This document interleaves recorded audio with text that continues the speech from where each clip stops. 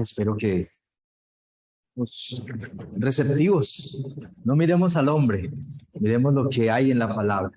Yo creo que es un buen tiempo, estamos en el mejor lugar y quizás hoy me sienta como Pablo allí en el Areópago, en medio de tanta gente importante, pero Dios me prometió algún día, me dijo que en medio de reyes iba a estar, y yo creo que en este lugar hay reyes, hay personas muy importantes. Usted es muy importante para Dios.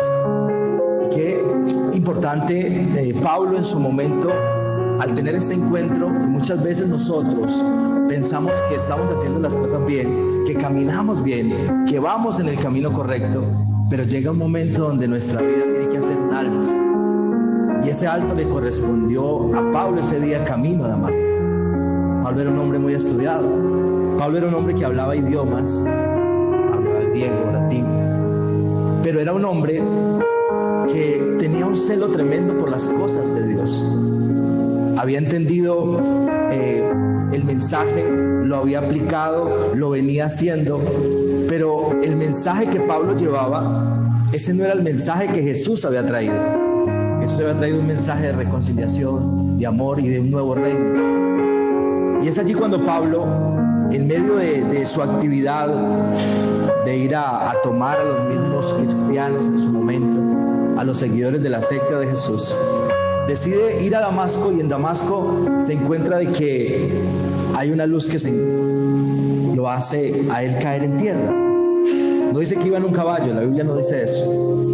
Pero ¿cuántas veces nosotros que estamos en un camino, que tenemos cierta educación, cierta preparación, cierto lenguaje, que guardamos ciertos protocolos en muchos lugares, a veces tenemos que olvidarnos de los protocolos?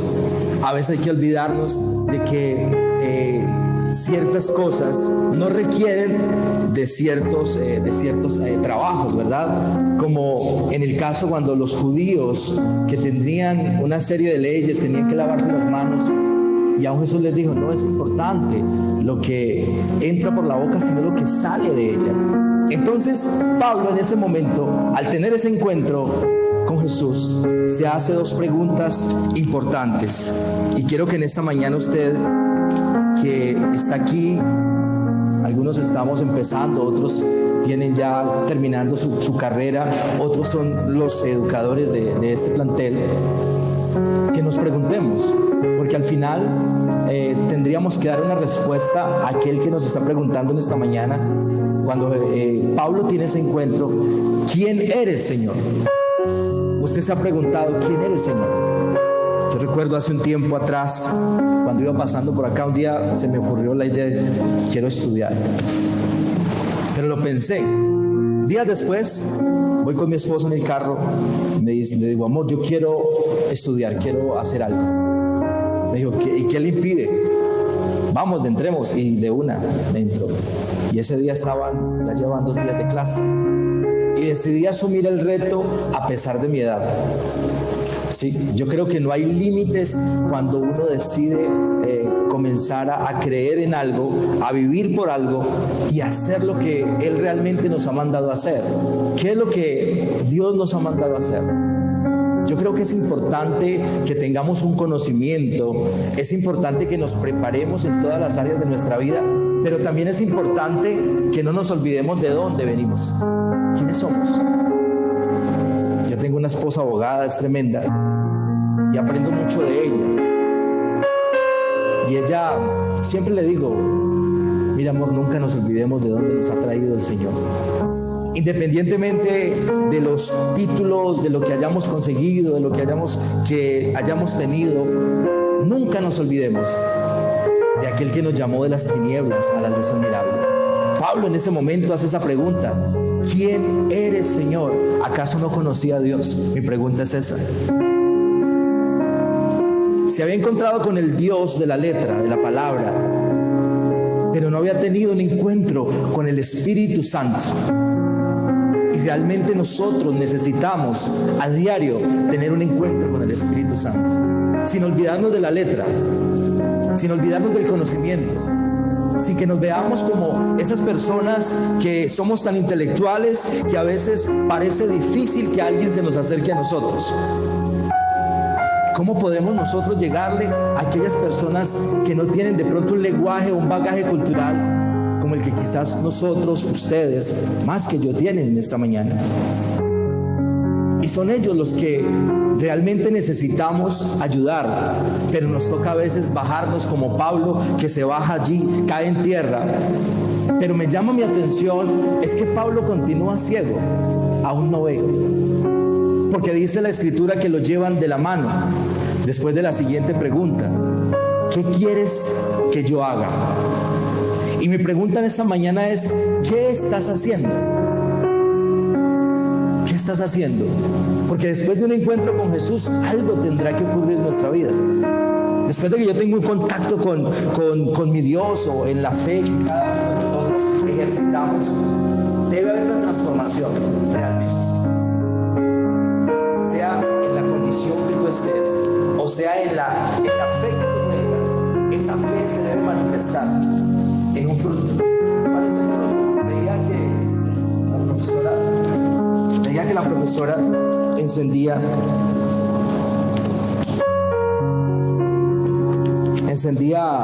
una luz, y me llama la atención, y es cómo predicarán si no fueren enviados, y cómo hablarán si nadie les predica, si algo así estoy parafraseando. Entonces necesitamos no solamente que esta luz que Pablo recibió la tengamos nosotros, pero también la llevemos a los que están allá afuera, que quizás nos ven como diferentes, que quizás nos ven en otro nivel, pero tenemos que olvidarnos de lo que hemos alcanzado hasta ahora, porque aún nos enseñaba este hombre: todo lo tengo por basura con tal de conocerlo a él. ¿Qué tan importante era para Pablo conocer a ese Jesús? ¿Qué tan importante fue para Pablo después de este encuentro caminar con Jesús, hacer lo que Jesús lo mandó a hacer? Porque en la escena también aparece otro nombre, y es Ananías. Y Ananías, que aunque caminaba con el Señor, tenía la visión del Señor, tenía un problema, tenía temor. Quizás como el temor que teníamos muchos de subirnos acá, de hablar, o quizás como el temor que muchos sentimos cuando tenemos que presentar una exposición o alguna cosa, o el hablar en público, que de hecho para mí era bastante difícil, pero ha sido un milagro. ¿Y todo por qué? Porque quieres que yo haga, Señor. Cuando la profesora me da este reto, yo digo: Dios mío, ¿en qué me metí? ¿Qué hacer? ¿Cómo hacer? Lo que tú quieras, Señor.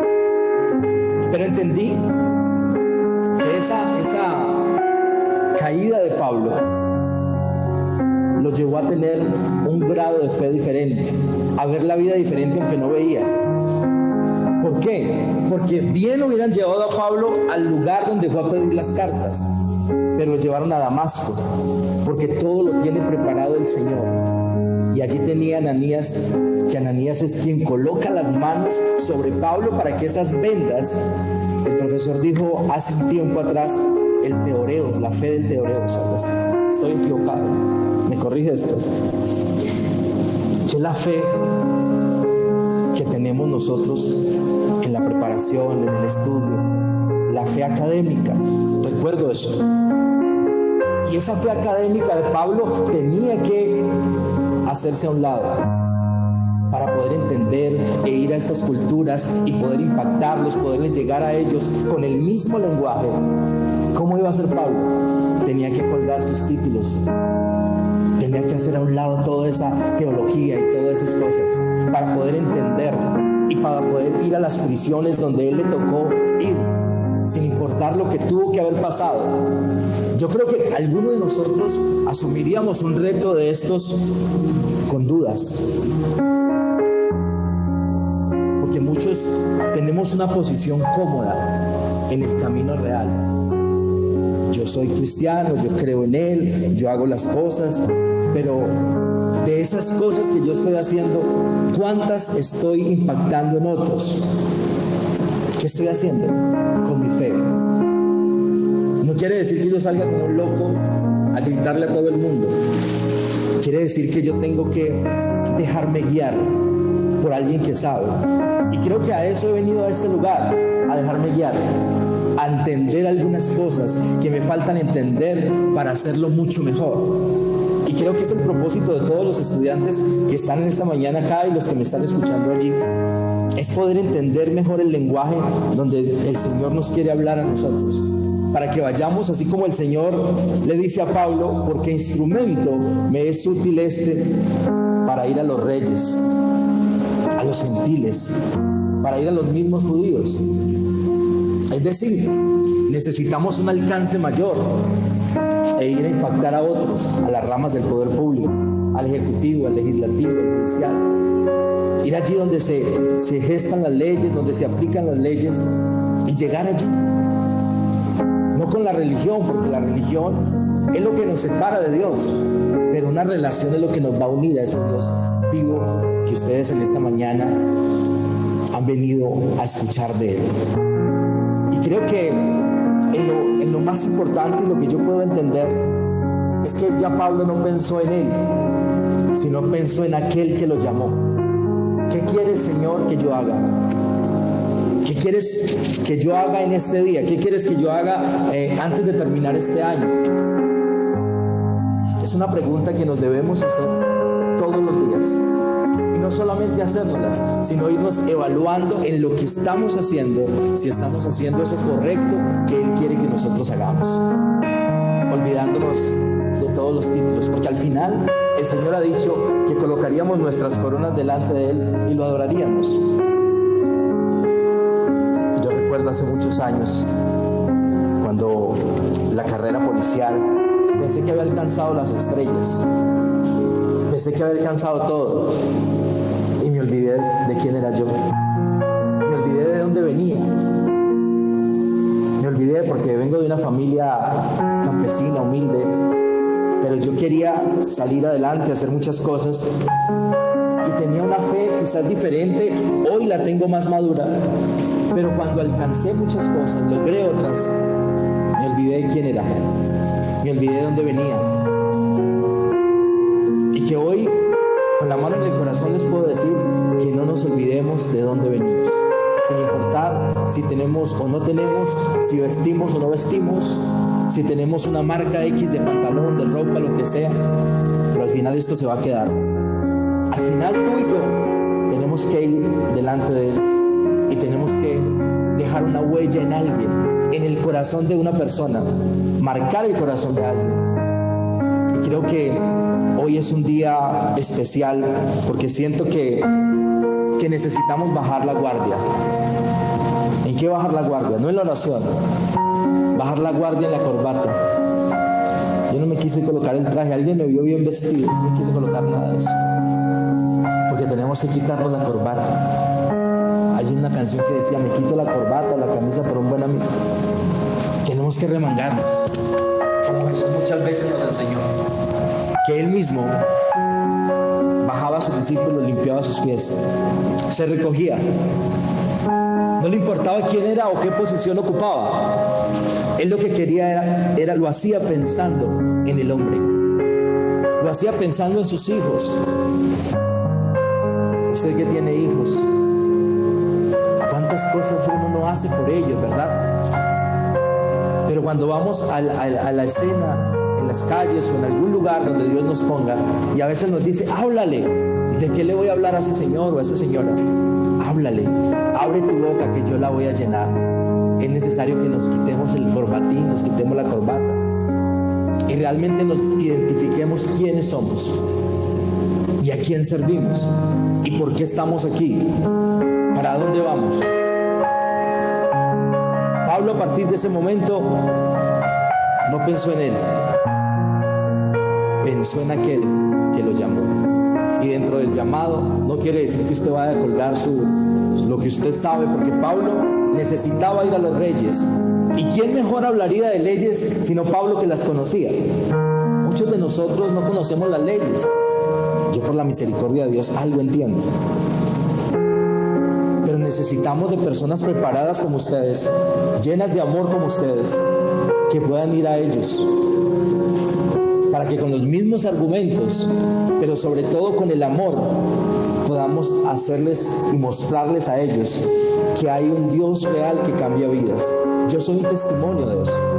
Dios ha cambiado mi vida y estoy aquí parado por puro milagro, como ha impactado la vida de cada uno de nosotros.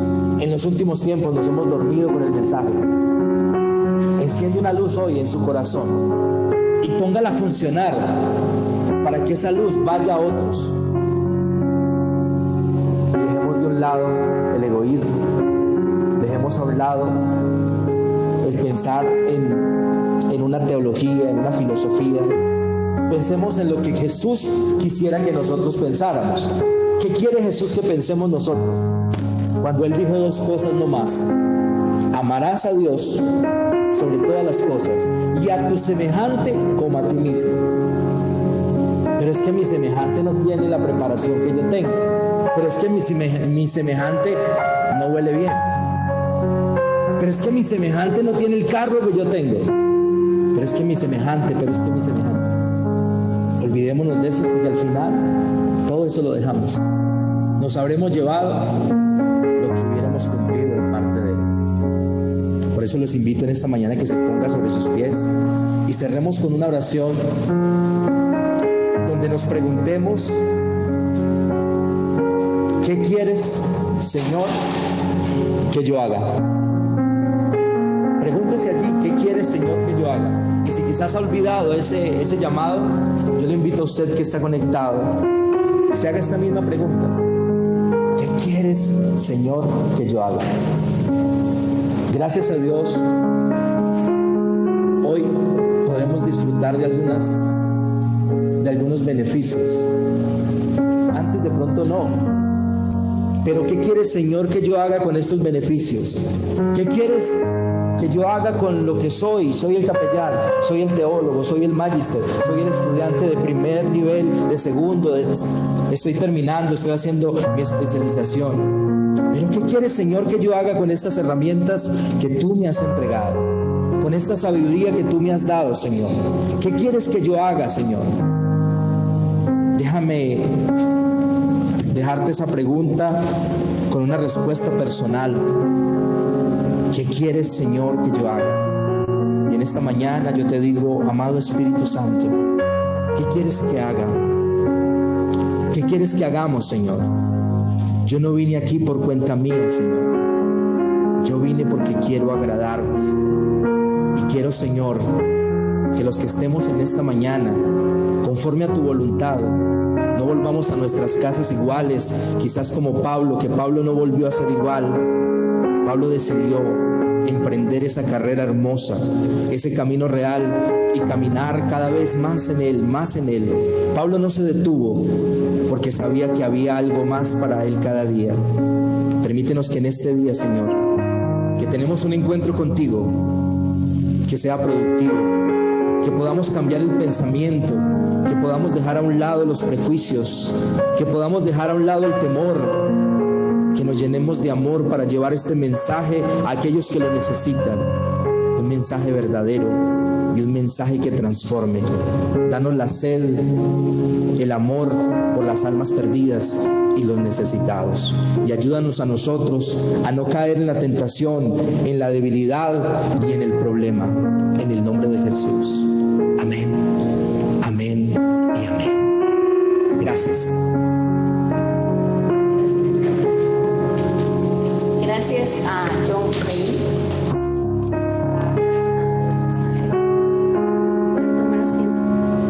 Yo quiero lanzarles una petición de ayuda, de oración. Hay un grupo, ¿ustedes conocen Silvia? ¿Quién conoce Silvia? Okay. Hay un pueblo que se llama Totoroes. ¿Alguien ha escuchado de ellos? Bueno, por la clase, ¿verdad? Pero la profesora Isalia no los ha escuchado, ¿verdad? Yo creo que los conoce, han ido al municipio de Totoró. Vayan por esas zonas, ¿verdad? Ellos son a 45 minutos de Silvia, ¿verdad? Están construyendo una carretera espectacular, mejores que aquí, para poder llegar.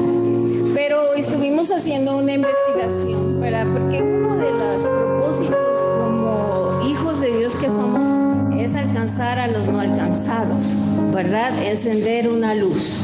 Y ya ellos decidirán qué van a hacer con esa luz. es un pueblo habitantes más o menos más de 15,000 personas. Y según lo que hicimos nosotros, no tienen una sana doctrina, ¿verdad? Ellos son productores de fresas, papa, pues tienen vacas, pues hacen queso también, muy rico. Cuando usted se adentra a la comunidad va a comer fresas dulces, ¿verdad? Va a poder conseguir papas bien sabrosas de la tierra. Y Dios nos ha permitido en esos viajes que hacemos al grupo misionero que tenemos, los egresados de misiones que han salido, nos ha permitido conocer a una familia. Cuando pasamos por esa comunidad, se llama ese resguardo Betania. Y cuando pasamos por ese resguardo, había un bulto de fresas. ¡Oh! Lleguemos a comprar fresas cuando regresemos. Íbamos a ir hasta el fin de esa carretera y ver dónde estaba la gente. Pero ya ven cómo es en esos campos, ¿no? Muy dispersas las casas. Bueno, terminado, dijo, bueno, yo creo que hasta aquí llegamos y nos regresamos en el coche. Y llegamos a donde estaba ese bulto de fresas. Dijo, vamos a comprar fresas y hacer nuestro contacto. Y resulta que esa señora, Yolima se llama, es una mujer joven que ha trabajado mucho, tiene una siembra grande de fresas. Y ella estaba ahí seleccionando las fresas. Ella trabaja lunes, miércoles y viernes seleccionando, porque llega el carro a recoger esas fresas, chiquitas, medianas, grandes, y cada uno en su caja. Y llegamos nosotros y empezamos a platicar con ella, y resulta que ella es la mamá del secretario del gobernador de los Totorores. ¡Wow! El joven se llama Alejandro, un joven de 24 años. Y yo quiero pedirles que oremos, que nos ayuden a orar. Tenemos ese contacto de esa familia, es su esposo, ¿verdad? Que también tiene otra siembra pues de fresas. Ellos se dedican a la fresa, a la papa, y nos ha abierto la puerta. Hemos ido a ayudarle a colectar fresas, a trabajar con ella, ¿verdad? Claro que ella tiene los trabajadores, ¿verdad? Pero, wow, ella es madrugadora, tiene que seleccionar esas fresas y llegan los trabajadores con aquellas cajas de fresas y eso nunca termina. Y nosotros 3 de la tarde nos tenemos que ir, es muy lejos, ¿verdad? Pero qué gozo. Fuimos un día, le ayudamos, fuimos a la siembra, nos agarramos fresas, le ayudamos a colectar, llevamos almuerzo para compartir con ellos y comer con ellos, oramos, nos permitió orar, y mientras estábamos separando las fresas, estábamos contándole una historia de todas las bendiciones de la creación. Y ella dice, quiero que venga un domingo a invitarlos a un sancocho de gallina, porque andaban las gallinas por ahí sueltas. Le digo, claro que sí, dice, yo quiero atenderlos para que no vengan cuando esté trabajando, me dice. Entonces estamos invitados para ir ese domingo, ¿verdad? Un domingo y compartir. Y yo quiero que oremos por ese grupo, Totoroes. ¿Quién quiere ir a comer sancocho pero también a trabajar? Pero hay que ir a trabajar también, ¿no? Es bonito conocer esos encuentros divinos que Dios nos da y aprovechar las oportunidades. Ella tiene 3 hijos, el joven, y tiene un adolescente de 11 añitos y un niño de 6 años. Y sus papás viven también en esa casa, los papás de ellas, y todos trabajan. Así es que, ¿quién me va a ayudar por orar por los Totoroes? Que Dios abra puerta y puedan conocer al Señor, ¿no? Ese es el desafío que les doy, ¿verdad? Vamos a orar. ¿Qué les parece por ellos? Me ayudan a orar. Y se los llevan a su casa y cuando tengan su tiempo con el Señor, lleven en oración a esta familia. Así que a través de esa familia, algo que en ese resguardo no dejan es hacer algo público. Tiene que ser por familia. Entonces esperamos que a través de esa familia otras familias vengan al conocimiento. Pero al menos esa familia que sea para Dios y ya ellos se encargarán de hacer lo demás. Padre y Señor, te alabamos, agradecemos la oportunidad de este mensaje donde nos llamas a olvidarnos de todo y recordarnos que lo más importante para nosotros es nuestra comunión contigo, el conectarnos contigo constantemente, para así que nuestras vidas sean guiadas, dirigidas, inspiradas, que nos enseñes, que seamos sensibles a ti, Espíritu Santo, para que podamos ser fieles en todos los aspectos de nuestra vida, cómo pensamos, cómo hablamos, qué vemos, a dónde vamos, qué tocamos, qué sentimos. Todo, Señor, en la integridad, en la integralidad de nuestro ser, que podamos honrarte siempre, para glorificar tu nombre a través de nuestras vidas y la gente vea que tú eres real, que tú eres luz y que en ti hay esperanza. Oramos por esos grupos. Señor, los Totoroes, tú conoces a todas las familias. Tú conoces al gobernador, tú conoces a los líderes gubernamentales que están en ese lugar. Tú conoces a aquellos cristianos que te han conocido, pero que aún no tienen la fuerza, Señor, para dar a conocer tu palabra.